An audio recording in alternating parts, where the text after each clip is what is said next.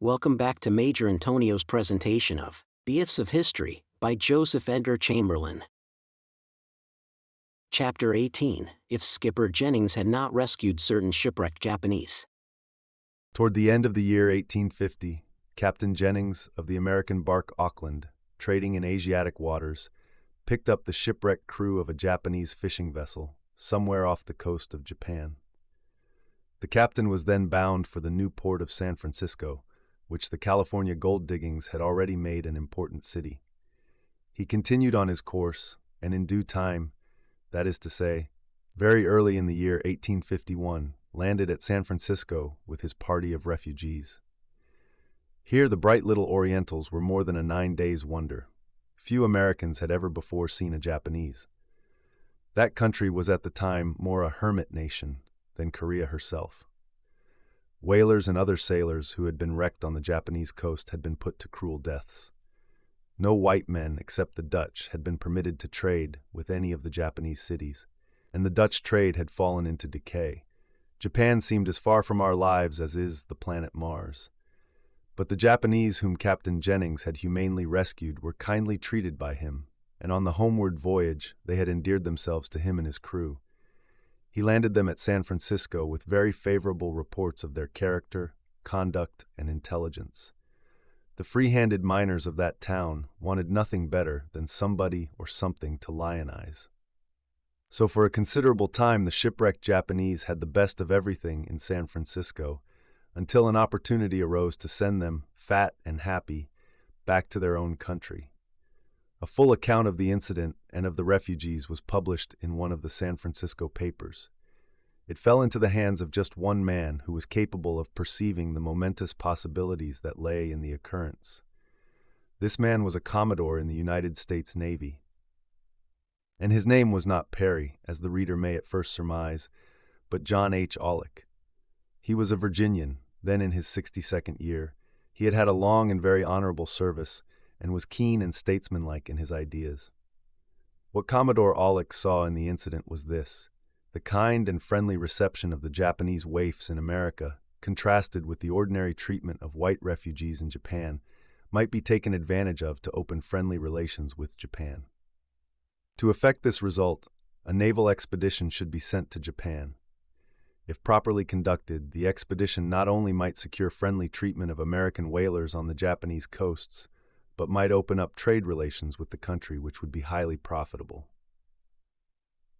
Filled with his idea, which was really a great one, Commodore Aulick obtained permission to lay it before the Secretary of State, who was none other than Daniel Webster. He had an interview with Mr. Webster at Washington on the 9th day of May, 1851. Webster saw the point at once. At his instance, President Fillmore ordered the Navy Department to prepare a small expedition for the voyage to Japan, and when the ships were ready, they were headed by the sloop of war Mississippi. Commodore Aulick was put in command. He actually sailed on the voyage, but he was entrusted with the task of taking the Brazilian minister as far as Rio Janeiro on the way. And some trouble having arisen with this functionary, for which Commodore Aulick was blamed, he was superseded in command of the expedition by Commodore Matthew Calbraith Perry, in command of the Hartford. It was Perry, therefore, who opened up Japan. His name will be associated as long as the story of the two nations is told with the event. But it was Aulick's idea, not Perry's, and it all hung upon the luck which those Japanese fishermen, waifs upon a boundless ocean, had in being picked up by a generous Yankee skipper, and in finding their way to so wholehearted and so hospitable a city toward Mongolian wanderers as San Francisco was then. If this incident had not suggested and been followed by the Aulick-Perry expedition, what then? Russian authorities have claimed that Russia was preparing a similar expedition at the time when Secretary Webster, too zealous, according to their view, sent the United States ships on their way.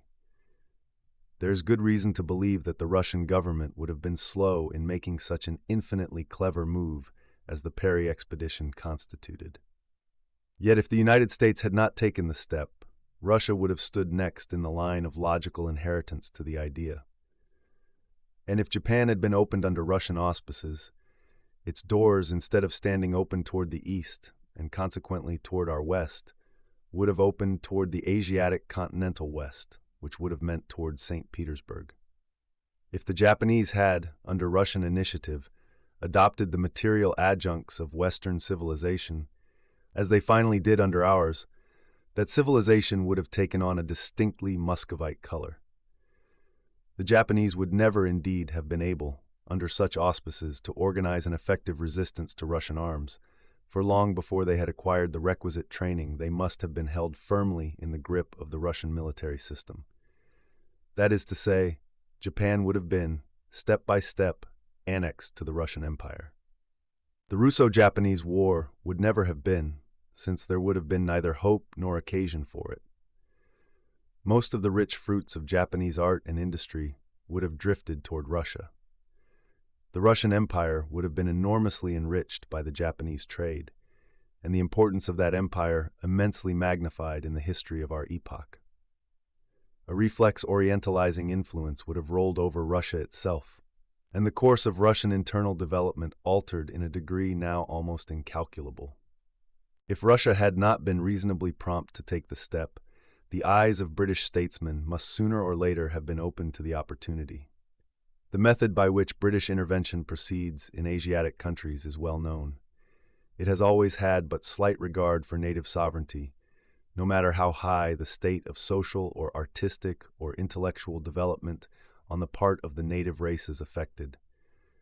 British administrators, or, if Japan had retained its nominal sovereignty, British residents or agents, would really have governed the country through the tycoon or the mikado, or both, preferably the tycoon, for he was a military ruler, and affairs could have been handled more readily through him. Events in Japan must have anticipated the subsequent history of Egypt on a much more magnificent scale. Again, though there would have been a readier entrance for American and European trade than in the case of Russian intervention, the best of everything Japanese would certainly have gone to England. And once again, the free, independent, powerful, masterful Japanese empire of the present day, thrilling with a new life in which all the civilization of the Occident is made the handmaid of an ancient and undaunted Asiatic people, would not have been. In the unlikely event that the Japanese, in default of Perry's expedition, had been left quite alone for another generation or two, their case would not have been better in the long run. They would simply have missed the chance they got. Left a hermit nation, they would sooner or later have fallen under the influence of one Western country or another, and been so seriously retarded in the race of civilization that they could never have caught up. America was the only country that could have opened to them the wonderful career that they have had. The high noon of the 19th century was the golden moment for the commencement of their development along the line of Western civilization. If the hour had not struck, then for them it would not have struck at all. Time, the helping hand, the protecting influence of an unselfish friend among the nations, and the golden gift of destiny were all represented for Japan in the rescuing sails of Skipper Jennings's bark, that lucky day in the wide Pacific. This concludes today's reading of the Ifs of History by Joseph Edgar Chamberlin. Join us also next Sunday for the subsequent part. Subscribe to Major Intonio's channel. Thank you for listening, and so long.